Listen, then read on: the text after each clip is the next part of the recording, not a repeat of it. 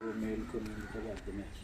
మీరు వేకునే లేచి వండుకొనుచు కష్టార్జితమైన ఆహారము కొనుచున్నంత వ్యర్థమే. తన ప్రియులు నిద్రించుచుండగా ఆయన వారికి ఇచ్చుచున్నాడు. దేవుడి వాక్య భాగాన్ని దీవించును గాక. మరొక మాట చదువుకుందాము. ఆదికాండము 1వ అధ్యాయము 26-27 వచ్చిన భాగాలు చదువుకుందాము. దేవుడు మన స్వరూపమందు మన పోలిక చొప్పున నరులను చేయుదము.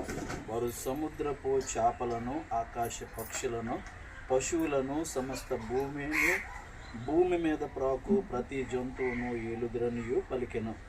దేవుడు తన స్వరూపమందు నరుని సృజించెను. దేవుని స్వరూపమందు అను సృజించెను. స్త్రీని గాను పురుషుని గాను వారిని సృజించెను. దేవుడు వారిని ఆశీర్వదించెను. ఎట్లనగా, మీరు ఫలించి అభివృద్ధి పొంది విస్తరించి భూమిని నిండించి దానిని లోబరుచుకునుడి. సముద్రపు చేపలను, ఆకాశ పక్షులను, భూమి మీద ప్రాకు ప్రతి జీవిని ఏలుడని దేవుడు వారితో చెప్పాను. దేవుడి వాక్య భాగం దీవించిన కాక. ప్రార్థన చేసుకుందాము. నాతో చెప్పండి. తండ్రికిని, కుమారునికిని, పరిశుద్ధాత్మకును ఆదియందు ఇప్పుడును ఎల్లప్పుడును యుగాయుగమును ఉండునట్లు మహిమ మహామహిమ కలుగునుగా. సైన్యములకు అధిపతి యెహోవా పరిశుద్ధుడు సర్వలోకము ఆయన మహిమతో నిండి ఉన్నది. ఈ స్థలమంతయు గృహమంతయు జరుగుచున్న ఈ శుభ కార్యక్రమం అంతయు ఆయన మహిమతో నిండి ఉన్నది. ఆయనకే మహిమ, ఘనత, ప్రభావములు కలుగునుగాక. ఆమేన్. ప్రేమ కలిగిన తండ్రి, మహిమ కలిగిన ప్రభువా, మీకు స్తోత్రాలు.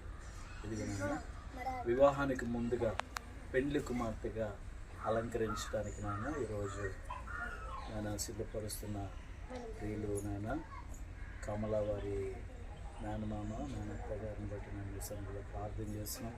గురుగారావు గారిని, రాయమణి గారిని, వారి కుటుంబాన్ని దీవించండి. ఈ మంచి కార్యక్రమాన్ని నేను వారు జరిగిస్తుండగా ప్రభు నూతనమైన ఆశీర్వాదాలను ఏర్పాటు చేసిన కుటుంబానికి దయచేయండి.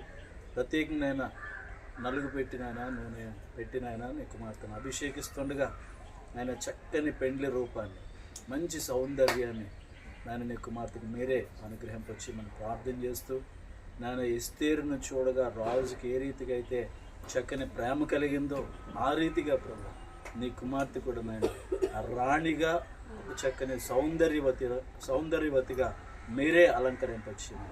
జరుగుతున్న ఈ కార్యక్రమంలో పాలుభాగస్తులైన ప్రతి వారిని దీవించండి. తండ్రి, కుమార, పరిశుద్ధాత్మ నామంలో ఈ కార్యక్రమం అంతటిని నీ పాద సన్నిధికి సమర్పించి ప్రారంభిస్తూ ఉన్నాము తండ్రి. వీళ్ళిద్దరిని పెట్టారు తర్వాత